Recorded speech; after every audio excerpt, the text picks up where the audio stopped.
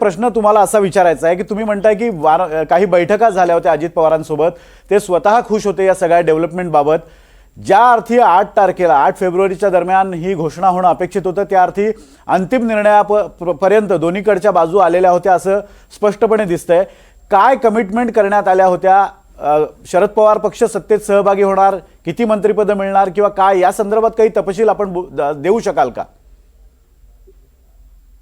माझ्याकडे बराच तपशील आहे पण मी परत सांगतो आपल्याला की हे असे तपशील सांगणं राजकीय दृष्ट्या आज योग्य नाही, कारण त्यांचे सुटकात असताना आपला नेता आपल्यातून गेलेला असताना कुणाला काय आणि कुणाला कसं हे सांगणं मला वाटतं ते जास्त अति होईल. राजकारण थांबत नाहीये ना, राजकारण तर पुढे जात आहे. योग्य वेळी यावर मी नक्की भाष्य करेन. नाही, पण तुमची प्रकृती धीर गंभीर नेता, अतिशय संयमी नेतृत्व अशी तुमची राजकीय तुमचा बाज आहे. तुमच्या पूर्ण भूमिकेचा मी आदर करतो. तुमचं असं म्हणणं आहे की अजून दुखवट्यातनं सावरलेलं नसताना या सगळ्या गोष्टी बोलणं तुम्हाला प्रशस्त वाटत नाही, पण कार्यकर्त्यांकडे एक मेसेज जाणं गरजेचं आहे. दोन्हीकडचे कार्यकर्ते संभ्रमात आहे म्हणून तुम्हाला आग्रह केला जातोय. काय नेमकी चर्चेमध्ये तपशील झालाय तुम्हाला जर सांगायचं नसेल तरी सुद्धा तुम्हाला असं वाटतंय का की शेवटपर्यंत ही जर चर्चा गेली असेल तर अजित पवारांनी त्यांच्या पक्षातल्या कुणालाच याबद्दल सांगितलं नसेल? नाही, त्यांनी मला ही कल्पनाही दिलेली की मी माझ्या पक्षाच्या, त्यांनी काही नावही सांगितली, प्रमुखांशी बोललो आणि बऱ्याच आमदारांशी, बहुतेक सगळ्या आमदारांशी मी बोललो आणि कुणाचाच विरोध नाही. आणि ते असं सांगायचे, जयंतराव काळजी करू नका, मी एखादा निर्णय घेतला तर 40 पैकी 38 39 आमदार मी म्हणेन तसंच वागतील, तुम्ही त्याची चिंताच करू नका आणि मी सगळ्यांशी बोलून झालेलं आहे, त्यामुळे तुम्ही तो विषय डोक्यातून काढा, असं ते इतक्या ठामपणाने आज नाही 4 महिन्यापासून सांगायचे. आणि आता आपल्याला माहिती आहे की आम्ही पिंपरी चिंचवड, पुणे शहर आणि महापालिकेत अलायन्स कशामुळे केला? आमचे बरेच कार्यकर्ते घड्याळ चिन्ह घेऊन उभे राहिलेले पिंपरी चिंचवडमध्ये, पुणे महापालिकेत आणि महाराष्ट्रातल्या बऱ्याच जिल्ह्यामध्ये. सातारा जिल्ह्यात शशिकांत शिंदे आमच्या पक्षाचे अध्यक्ष आहेत, पण त्यांनी त्या ठिकाणी घड्याळ चिन्हाला मान्यता देऊन घड्याळावर अनेक कार्यकर्ते उभे केले. त्याचा अर्थ असा होता की पूर्ण 200% हे होणार आहे, हे कॉन्फिडन्स असल्यामुळं आम्ही ही पावलं टाकली. त्यामुळं शंकाच नव्हती त्यात. असा अपघात होईल हे विषय कुणाच्या डोक्यातही येऊ शकत नाही. नियतीच्या कसं डोक्यात आलं हे मला कळायला मार्ग नाही की अशा ऐन वेळी असा ऍक्सिडेंट झाला ही दुर्दैव आहे. पण याच्याबद्दल फार आमच्या सगळ्या गोष्टी बऱ्यापैकी ठरलेल्या होत्या आणि त्याशिवाय सगळीकडे कॉम्प्रोमाइज कसं झालं त्यांच्या खालच्या कार्यकर्त्यांना माहिती आहे, त्यांच्या आमदारांना माहिती आहे. बऱ्याच ठिकाणी आघाडी जरी झाली, आता बऱ्याच जिल्हा अध्यक्षांना त्यांनी फोन करून सांगितलं की तिथं आघाडी करा, शक्य असेल तिथं आघाडी केली. त्यामुळं हे ओपन सिक्रेट होतं की आपल्याला पुढे जायचंय या मार्गाने. अगदी तुम्ही जो तपशील देताय तो आणि आता ज्या घडामोडी घडतायत त्या घडामोडी थोड्याशा विपरीत जरी घडत असल्या तरी सुद्धा आता काही वेळापूर्वी म्हणजे सकाळच्या सुमारास एक व्हिडिओ समोर आला. 17 जानेवारीच्या बैठकी दरम्यानचा हा व्हिडिओ असल्याचं बोललं जात आहे.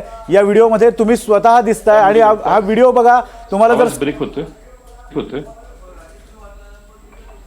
जयंत पाटील सर, हा व्हिडिओ आता स्क्रीनवर जो एनडीटीव्ही मराठीचा दिसतोय त्या व्हिडिओ संदर्भातला मला तुमच्याकडनं तपशील हवाय की शरद पवार स्वतः दिसत आहेत, तुम्ही आहात आणि शरद पवार गटाचे तमाम बडे नेते दिसत आहेत, पण तिथं फक्त अजित पवार एकटे दिसत आहेत. मला या व्हिडिओच्या अनुषंगाने विचारायचं, या संपूर्ण चर्चा फक्त अजित पवार एकटे होते की त्यांच्यासोबत काही नेते त्यांच्या पक्षाचे असायचे? नाही, आता ह्या चर्चा मार्च महिन्यापासून चालू आहे.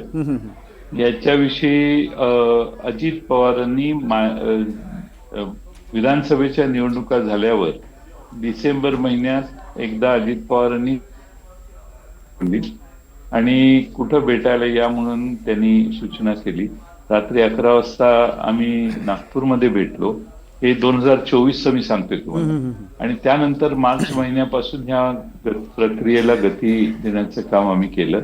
आता व्हिडिओ जो आहे तो व्हिडिओ हा सगळ्यावर शिक्कामोर्तब करण्यासाठी 16 तारखेला माझ्या घरी मुंबईला बैठक झाली. या व्हिडिओ जे दिसत आहेत ते माझ्या घरी होते आणि दुसऱ्या दिवशी सकाळी बारामतीत पवार साहेब आहेत. पवार साहेबांच्याकडून मला वाटतं निरोप येत होता की दुपारी भेटणं सोयीचं होईल, पण मला ते शक्य नव्हतं कारण माझ्याकडे माझ्या वडिलांची पुण्यतिथी 17 जानेवारीला असते. सकाळी मला तिथं जाऊन पूजा करावी लागते. हा आज नाही, 40 वर्षापासूनची आमची परंपरा आहे. त्यामुळे मी थोडासा नकार देत होतो. आपण तर दादा म्हटले काही नाही, तुमच्या मुलाला तिथं पूजा करायला सांगा, तुम्ही सकाळी तिथं बारामतीत पोचा, आपण 8 ते 9 साहेबांच्यावर चर्चा करू. गव्हर्नर येणार आहेत 9:30 नंतर, त्यामुळे ते येणार नाही येणार अजून नक्की नाहीये, पण गव्हर्नर येतील किंवा पाहुणे येतील त्यावेळी 9:30ला आम्ही करू आणि त्यापर्यंत आपण चर्चा करू शकतो. मग 8 वाजता मी पहाटे 4 वाजता निघून आम्ही बारामतीला पोहोचलो. तेही स्वतः तिकडून दुसऱ्या वाहनाने आले. 8 वाजता 8 ते 9:30 पावणे 10 पर्यंत आमच्या सविस्तर चर्चा झाल्या. त्यावेळी ते म्हणत होते की जिल्हा परिषदेची निवडणूक 7ला झाली, निकाल लागले, 8 किंवा 9ला आपण 2 पक्षांचं मर्जर करू. तर मी म्हटलं 8 आणि 9ला मला जरा एक लग्न दिलेलं आहे, मला जायचंय, त्यामुळे 8ला जमणं शक्य नाही. मग ते म्हटले सांगा जयंतराव कधी. मी त्यांना म्हटलं की 10 किंवा 12ला करू. मग ते म्हटले ठीक आहे, 10 नाही 12 करून टाकू म्हटलं. जयंतराव म्हणतात ना 12, तर 12ला करू म्हणून. 12ला हे दोन्ही पक्ष बोलवायचे आणि एकत्रित जाहीर करायचं. आणि त्यांनी असं मला सांगितलं की मी एकदा जाहीर केलं की माझ्या पक्षात एकही माणूस त्यापेक्षा वेगळी भूमिका घेणार नाही. हा माझा आत्मविश्वास आहे, मी सगळ्यांशी बोललेलो आहे, तुम्ही त्याची काही चिंता करू नका. आणि त्याचा पवार साहेबांच्या समोर त्यांनी देखील सांगितलं आणि ते प्रचंड खुश होते त्या दिवशी. आणि तीच मिटिंग झाली. आम्ही तिथून उठून त्या कृषी प्रदर्शनाच्या उद्घाटनाच्या तिथे गेलो. उद्घाटन करून आत गेलो आणि मी गाडीत बसून निघून आलो, कारण मला कृषी प्रदर्शन पाहण्यासाठी वेळ नव्हता. त्यामुळे मला इस्लामपूरला म्हणजे ईश्वरपूरला यायचं होतं. अजितदादांसोबतच्या ज्या सहकारी आहेत त्यातल्या कोणाचा विलिनीकरणाला विरोध होता का त्यांच्या निधनानंतर तो विरोध दर्शवला जातोय आणि त्याच्यामुळेच ही सगळी घाईने हे सगळे निर्णय घेतलेत असं वाटतंय तुम्हाला? ते अजितदादांनी मला 2-3 जणांची नावं सांगितलेली. त्यांच्या बाबतीत थोडीशी काही थोडेसे रिझर्वेशन काही 1-2-3 जणांचं आहे. कारण विलिनीकरण झाल्यानंतर एक दुसऱ्यांच्या कार्यकर्त्यांची सगळे कसे वागणार याविषयी त्यांना स्पष्टीकरण पाहिजे होतं. त्यासाठी त्यांनी अजित पवारांनी पुढाकार घेऊन आमच्या पक्षातल्या एका व्यक्तीची नेत्यांची आणि त्यांच्यातल्या नेत्यांची एक मिटिंग देखील घडवलेली होती आणि त्या चर्चा या अंतिम स्टेजला आणायचं काम अजितदादांनी परस्पर देखील केलेलं होतं. आणि त्यामुळं ज्यांचा विरोध होण्याची शक्यता आहे असं वाटत होतं त्यांची काळजी त्यांनी घेतलेली आणि त्याविषयी काय करायचं याच्याविषयी देखील त्यावर उपाययोजना काय आहेत याच्याविषयी देखील दादांनी आणि मी चर्चा केलेली होती. त्यामुळं कोणतीही शंका नव्हती आणि कोणी विरोध करण्याचा प्रश्न नाही, हीच भूमिका दादांची होती. हीच मंडळी